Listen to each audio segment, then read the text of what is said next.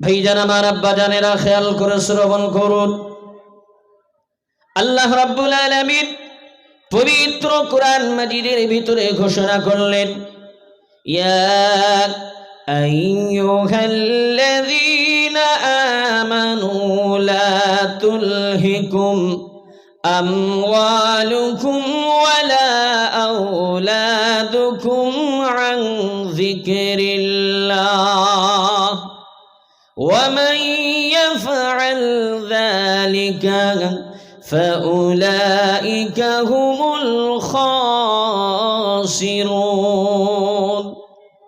আল্লাহ রাব্বুল আলামিন বললেন, এ দুনিয়ার ঈমানদারেরা, বিশ্বাসী বান্দারা, পৃথিবীর জমিনে তোমরা তোমাদের সম্পত্তি আর সন্তানাদি এদের মোহে পড়ে আমি আল্লাহ আমার ইবাদত থেকে গাফিল হবে না।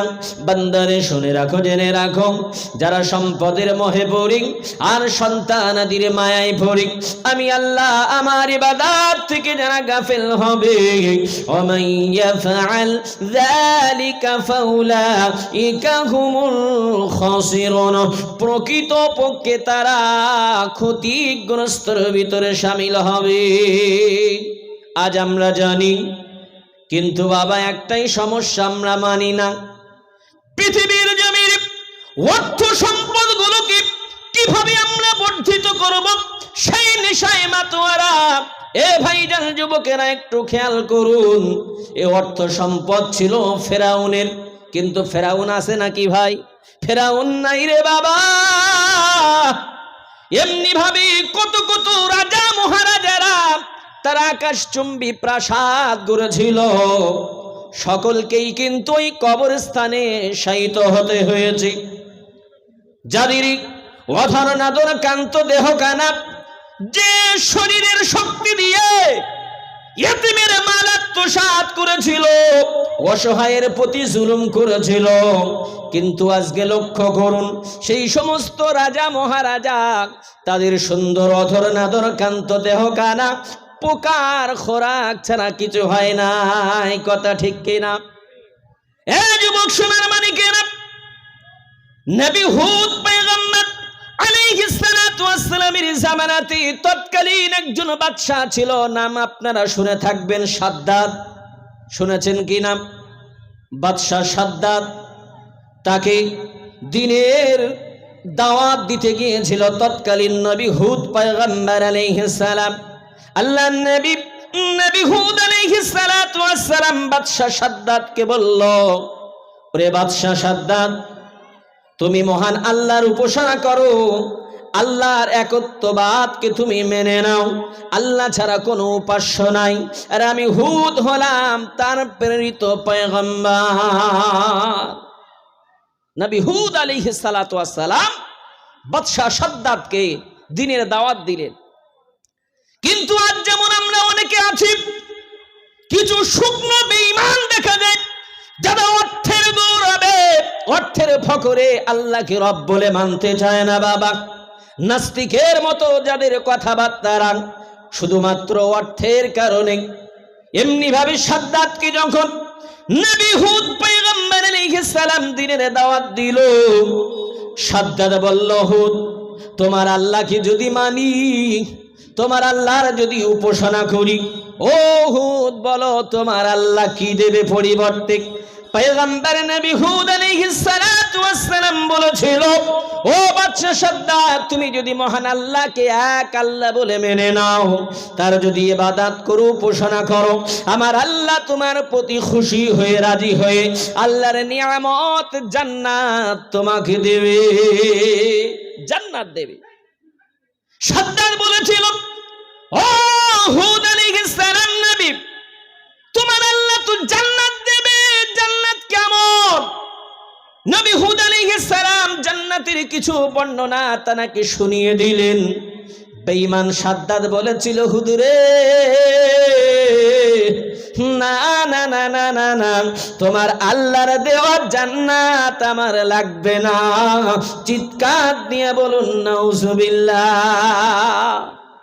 নবী হুদ আলাইহিস সালাতু ওয়াস সালামকে বললেন যে তোমার আল্লাহর দেওয়া জান্নাত লাগবে না, কারণ আমি সাদ্দাত দীর্ঘদিনের বাদশা, আমি নিজেই দুনিয়াতে বেহেশত তৈরি করব।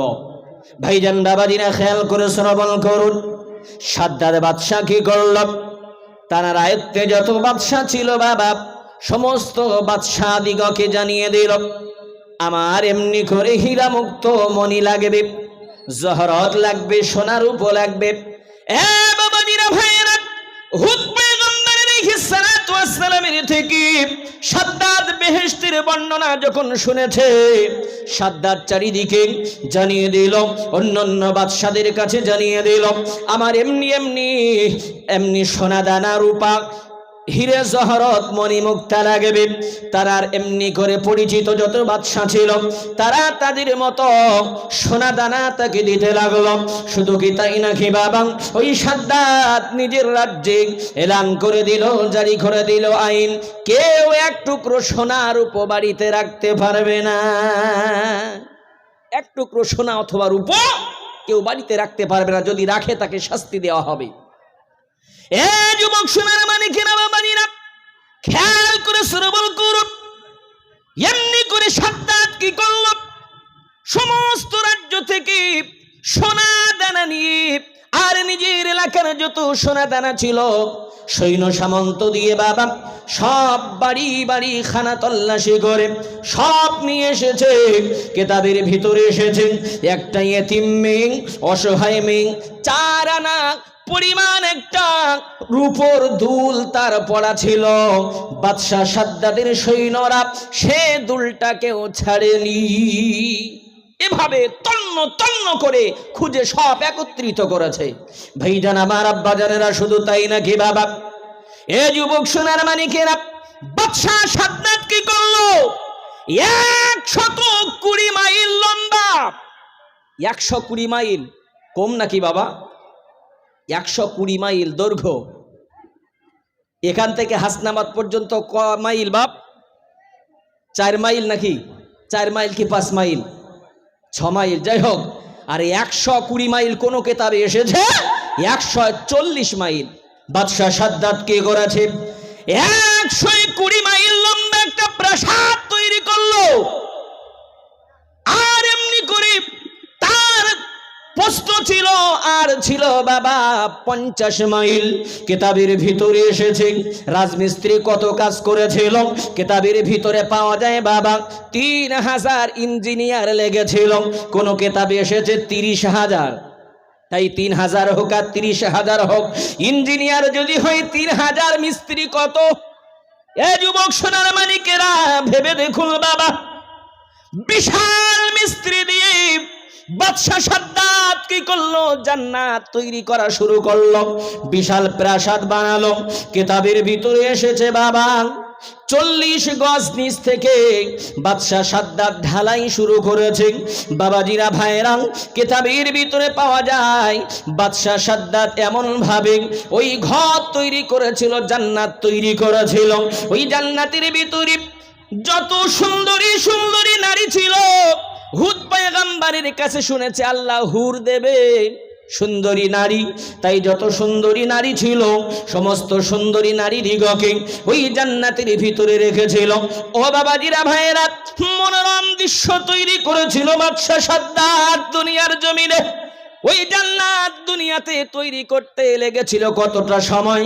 কেতাবের ভিতরে এসেছেন, ঐতিহাসিকেরা লিখেছেন ওই সাদ্দাতের জান্নাত তৈরি করতে লেগেছিল 350 বছর। 350 বছর ধরে বাদশা সাদ্দাত বিশাল আয়তনের একটা বেহেশত তৈরি করেছে। মনোরম দৃশ্য, সোনা রূপার ইট, মণিমুক্ত খচিত, সুন্দর সুন্দর গাছপালা, কারুকার্য, এমন করে মানে মনোরম আকারে মনোরম দৃশ্য 350 বছর ধরে করেছে। একটু ভেবে দেখুন বাবা। যাইবা হোক, সময় সংক্ষেপ, আমি সংক্ষেপ করে বলছি বাবা। এমনি সময় জান্নাত যখন তৈরি হয়ে গেল, সাদ্দাত বাদশা এবার জান্নাতকে উদ্বোধন করবে। দুনিয়ার জান্নাতকে উদ্বোধন করার জন্য বড় বড় রাজা মহারাজা দিগকে দাওয়াত দিয়েছে বাবা। বিশাল ব্যাটালিয়ন সহ, মিলিটারি সহ, সৈন্য সামন্ত সহ বাদশা সাদ্দাত আগুয়ান হয়েছে।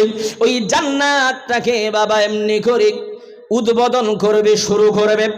এ বাবাজিরা ভাইয়েরা, বাদশা সাদ্দাত বিশাল বাহিনী নিয়ে জান্নাতের মুখোমুখি যখন হয়েছে, এমন সময় বাবা একজন ফকির এসে বাদশা সাদ্দাতকে সালাম দেয়, আসসালামু আলাইকুম। কি এসেছে বাপ? একটা ফকির বাদশা সাদ্দাতকে যখন সালাম দেয়, বাদশা সাদ্দাত বলে, ফকির সরে যাও, এখন ভিক্ষা দেওয়া না, পরে আগে জান্নাত উদ্বোধন করি। যুবক সোনার মানিকেরা, ওই ভিক্ষুক এমনি করে ফকির বেশধারী বাদশা সাদ্দাত কি ইশারা করে বলে, বাদশা রে মাথাটা একটু নিচু করো। বাদশা সাদ্দাত ঘোড়ার উপরে সওয়ার বাবা, মাথা যখন নিচু করেছে, ওই ভিক্ষুক বেশের মানুষটা বলে, বাদশা রে শুনে রাখো, জেনে রাখো, আমি কোনো ভিক্ষা নিতে আসিনি, আমি হলাম জমদূত ফেরেশতা মালাকুল মউত আজরাইল। চিৎকার দিয়ে বলুন সুবহানাল্লাহ। আমি এসেছি তোমার জানটাকে কবজ করব বলে। এ বাবাজিরা ভাইরা, বাদশা সাদ্দাত ভয়ে ঠক ঠক করে কাঁপতেছে। আহারে, ফকিরকে বলে, ফকির একটু সময় দাও বাবা, আমার বাদশাহিয়াত পরিবর্তে তুমি নিয়ে নাও, আমাকে একটু সময় দাও, আমার স্বপ্নের গড়া জান্নাতটাকে আমি একটু ঘুরে আসি। ফেরেশতা মালাকুল মউত আজরাইল বলে, না না না, কোনো সময় নাই, আল্লাহ এখনই জান কবজ করতে বলেছে। সাদ্দাত বাদশা বলে, ও মালাকুল মউত, একটুখানি সময় দাও, আমি জান্নাতের ভিতরে অন্তত একটা পা বাড়িয়ে দিয়ে জান্নাতটা উদ্বোধন করি। বলে, না রে না না, আল্লাহর হুকুম হয়েছে এখনই জান কবজ করতে হবে। এমন সময়তে বাবা ওই বাচ্চা সাদ্দাত লাফতে যাবে, এক পা নিচে দেবে আর এক পা উপরে। আল্লাহর হুকুমে ফেরেশতা আজরাইল বাদশা সাদ্দাতের জানটাকে কবজ করে নিল। জোরে বলুন না সুবহানাল্লাহ। এ যুবক সোনার মানিকেরা, আমার আল্লাহ একদিন আল্লাহ তার মালায়েকা ফেরেশতা আজরাইলকে প্রশ্ন করেছিল, ও মালাকুল মউত আজরাইল ফেরেশতা, তুমি তো সকলের জান কবজ করো, গো আজরাইল পৃথিবীতে এমন কি কেউ আছে যার জানটা কবজ করতে যে তোমার মনে বড় ব্যথা লেগেছিল, তুমি দুঃখ পেয়েছিলে? ওই সময়তে বাবা আল্লাহর মালায়েকা, আল্লাহর ফেরেশতা আজরাইল বলেছিল, রব্বুল আলামিন পৃথিবীর জমিনে দুইজন ব্যক্তির জান কবজ করতে যে আমি আজরাইল বড় ব্যথা পেয়েছি। দুইজন ব্যক্তি কে? আল্লাহর ফেরেশতা আজরাইল বলল, ও রব্বুল আলামিন আল্লাহ, একজন হলো বিশাল সাগরের মধ্যে একটা জাহাজ চলছিল, ওই জাহাজ চলতে চলতে হঠাৎ করে সাগরের মধ্যে বাবা প্লাবন শুরু হয়ে গেল, ঝড় টর্নেডো শুরু হয়ে গেল, বিশাল ঝড় উঠেছে, সাগরের পানি বিশাল উত্তাল হয়ে গেল, প্রবল ঢেউয়ের কারণে ঝড়ের ফলে দেখা গেল ওই জাহাজটা ডুবে গেল।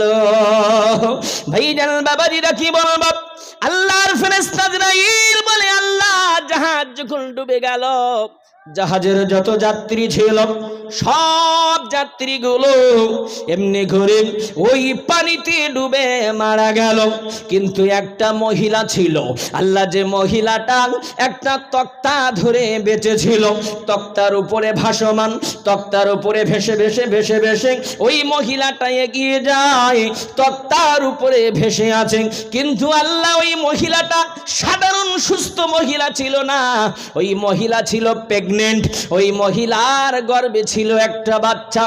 ও রব্বুল আলামিন আল্লাহ, মহিলা অতল সমুদ্রের মাঝে একা একা ওই বিশাল সাগরের মাঝে একটা তক্তার উপরে ভাসমান। হঠাৎ তার প্রসব বেদনা জেগে গেছে।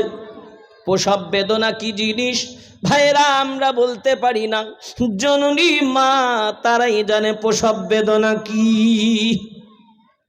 আজ পৃথিবীর জমিনে অনেক সন্তান আছে মাকে আঘাত দেয়, মাকে কটু কথা বলে, এ বাবাজি ভাইরা, কিন্তু না না না না, মা এমন একটা জিনিস। আল্লাহ রাব্বুল আলামিন বলেন, ওয়াকাদা রাব্বুকা আল্লা তা'বুদু ইল্লা ইয়্যাহু ওয়া বিল ওয়ালিদাইনি ইহসানা। আল্লাহ রাব্বুল আলামিন বলে, জগতের বান্দারা, তোমরা আমি আল্লাহ আমাকে ছাড়ার কারো উপাসনা করবে না। বান্দা তবে না না না, শুধু আমি আল্লাহ আমার উপাসনা করলেই হবে না, আমার ইবাদতের পাশাপাশি তোমাদের আর একটা কাজ করা লাগবে। কি সেটা? আল্লাহ বলে, ওয়াবিল ওয়ালিদাইনি ইহসানা, তোমাদের পিতা মাতার প্রতি ইহসান করতে হবে, সৎ আচরণ করতে হবে তাদের প্রতি। কারণ একটা জননী মা কত কষ্ট করে বাচ্চা প্রসব করায়। কিতাবের ভিতরে এসেছে, মানুষ যখন যুদ্ধের জমিনে চলে যায় দিন ইসলামের খাতিরে, জয়ী হয়ে যখন গাজী হয়ে ফিরে আসে, ওই ব্যক্তিটা যতটা সওয়াবের হকদার হলো, একজন মা সন্তান প্রসবকালে যে কষ্ট পেয়েছে, সন্তান প্রসবের দ্বারাতে আল্লাহ ওই গাজীর মতো সওয়াব মায়ের নামায় আমলে লিখে দেয়। চিৎকার দিয়ে বলুন সুবহানাল্লাহ। আর কিতাবের ভিতরে পাওয়া যায়, কোনো মা বাচ্চা প্রসবকালে যদি মারা যায়, তাহলে একজন ইসলামের জন্য, দ্বীনের জন্য যুদ্ধ করতে গিয়ে যদি শহীদ হয়ে যায়, তাহলে যেমন শহীদ হলে যতটা মর্যাদা পায়, কিতাবের ভিতরে এসেছে একজন জননী বাচ্চা ভূমিষ্ঠ করতে, পয়দা করতে গিয়ে যদি মারা যায়, তাহলে শহীদের মৃত্যুর সওয়াব পায়। জোরে বলুন সুবহানাল্লাহ।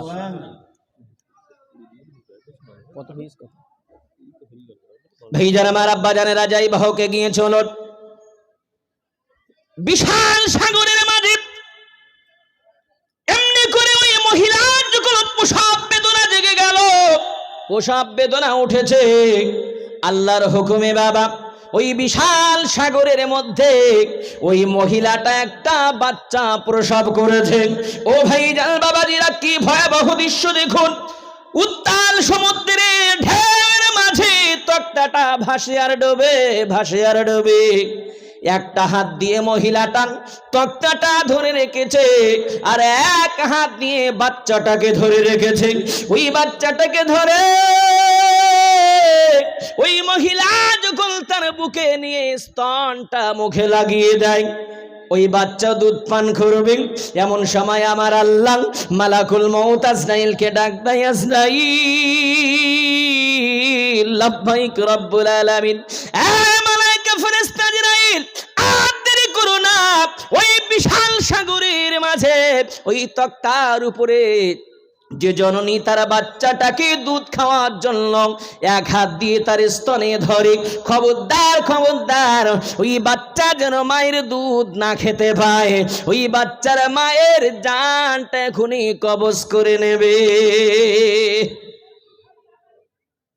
একটু ভাবুন, উত্তাল সমুদ্রের মাঝে এক হাত দিয়ে তক্তা ধরে ভেসে আছে মহিলা, আর বাচ্চাটাকে আর এক হাত দিয়ে ধরে যখন স্তনে লাগাবে, বুকের উপরে দেবে, আল্লাহর ফেরেশতা আজরাইলকে আল্লাহ অর্ডার করলেন, ওই মায়ের জানটা কবজ করো। ভাইজান আমার, আব্বা জানের, আল্লাহর হুকুম পাওয়া মাত্রই ওই মহিলা জানটা কবজ করে নেওয়া হলো। আজরাইল ফেরেশতা বলে, আল্লাহ, পৃথিবীর জমিনে আমি ওই মহিলা অসহায় মায়ের জানটা কবজ করতে সব থেকে দুঃখিত হয়েছিলাম, আমি আজরাইল ব্যথিত হয়েছিলাম। আল্লাহ বলে, আজরাইল, মায়ের জান তো তুমি কবজ করেছিলে, কিন্তু তারপরে কি ঘটেছিল জানো? আল্লাহর ফেরেশতা আজরাইল বলে, আল্লাহ না। আল্লাহ বলে, তাহলে শোনো। ওই মহিলার জানটা কবজ করা হলো, আর আমি আল্লাহ মাধ্যমে আস্তে আস্তে আস্তে আস্তে ওই বাচ্চাটাকে আমি সমুদ্রের কিনারায় লাগিয়ে দিয়েছিলাম। সমুদ্রের কিনারে এসে ওই তক্তাটা এক জায়গায় থেমে গেল। আর এদিকে পাশে ছিল একটা জঙ্গল, যে জঙ্গলের ভিতরে ছিল একটা বাঘিনী।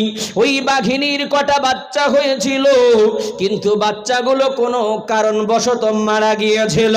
আমি আল্লাহ তাআলা বাচ্চাগুলোকে মেরে দিয়েছিলাম।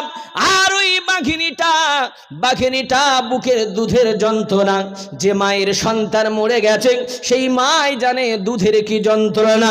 এ বাবাজিরা, ভাইয়েরা, আল্লাহ বলে ইসরাঈল শুনে রাখো, জেনে রাখো, ওই বাঘিনী দুধের যন্ত্রণায় ছটফট করছিল। বাঘিনী ওই সমুদ্রে গিয়েছিল, কিনারে গিয়েছিল পানি পান করার জন্য। পানি পান করতে গিয়েছে, এমন সময় তার স্তনের বোঁটাটা যে জায়গাতে ওই বাচ্চাটা আছে, আমি আল্লাহ ঠিক স্তনের বোঁটাটা ওই বাচ্চার মুখে আমি আল্লাহ সেট করে দিই। আর সেট করে দেওয়ার সাথে সাথে বাচ্চা স্তন পাওয়া মাত্রই চুকচুক করে টান দিতে লেগেছে। আর বাচ্চা বাঘ যখন তার দুধ এমনি করে বাচ্চা খায়, আর বাঘ তখন এমনি করে শান্তি অনুভব করে। ওরে আজরাইল রে, আমি আল্লাহ ওই বাঘকে অর্ডার করেছিলাম, জঙ্গলের বাঘ, খবরদার ওই বাচ্চাকে আঘাত করবি না রে, করবি না। ওই বাচ্চাটাকে তুই জঙ্গলে নিয়ে যা। ওই বাচ্চাটাকে আমি আদেশ দিয়েছিলাম বাঘটাকে, তাই বাঘ ওই বাচ্চাটাকে মুখে করে নিয়ে জঙ্গলের ভিতরে গিয়ে ওই বাচ্চাটাকে দুধ পান করাতে থাকে। বাচ্চাটা বাঘের দুধ খেয়ে খেয়ে বড় হয়, আর বাঘিনী তার দুধের যন্ত্রণার অবসান হয়। ছোট বাচ্চাটাকে আল্লাহ বাঘের দুধ খাওয়াচ্ছে। কতদিন দুধ খাওয়ানো হয়েছিল? কিতাবের ভিতরে এসেছে ওই বাঘিনী 13 মাস ধরে জঙ্গলের ভিতরে ওই ছোট্ট বাচ্চাকে দুধ পান করিয়েছিল বাবা। 13 মাস পরে বাবা, কিতাবের ভিতরে এসেছে কিছু শিকারী এসেছিল জঙ্গলে শিকার করার জন্য। ও বাবাজিরা, ভাইয়েরা, এমন সময় শিকারীদের চোখে যখন বাচ্চাটা পড়ে গেল, কিতাবের ভিতরে এসেছে ওই বাঘের কাছ থেকে শিকারীরা এমনি করে বাচ্চাটাকে কোন ক্রমে উদ্ধার করে নিয়ে বাচ্চাটাকে বড় করতেছিল, এমন করে রাজ দরবারে নিয়ে গিয়েছিল। ও ভাইজান, বাবাজিরা, কিতাবের ভিতরে এসেছে ওই বাচ্চাটা আস্তে আস্তে বড় হয়ে একদিন ওই বাচ্চাটাকে আল্লাহ বাদশাহিয়াত দান করেছিল। চিৎকার দিয়ে বলুন সুবহানাল্লাহ। আল্লাহ বলে, আজরাইল জানো কি ওই বাদশার নামটা কি? আজরাইল বলে, আল্লাহ আমি তো জানি না।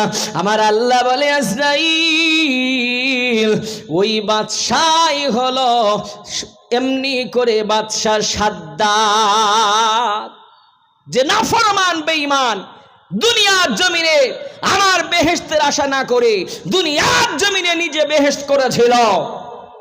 ওরে আজরাইল, যাকে আমি সমুদ্রের মাঝখান থেকে বাঁচিয়ে নিয়ে, যাকে সমুদ্রের কিনারে নিয়ে, যাকে বাঘের দুধ খাইয়ে আমি আল্লাহ বড় করলাম, যাকে জামানার একটা বাদশাহিয়াত দান করলাম, আজ সেই বাদশাহ নাফরমান হয়ে আমি আল্লাহ আমার নাফরমানি করলো, সে দুনিয়ায় জান্নাত তৈরি করলো। নারে তাকবীর, আরো জোরে নারে তাকবীর, আরো জোরে নারে তাকবীর, নারে রিসালাত, ইয়া রাসূলুল্লাহ। জয় বাহক বাবা, হুজুর এসে গেছেন।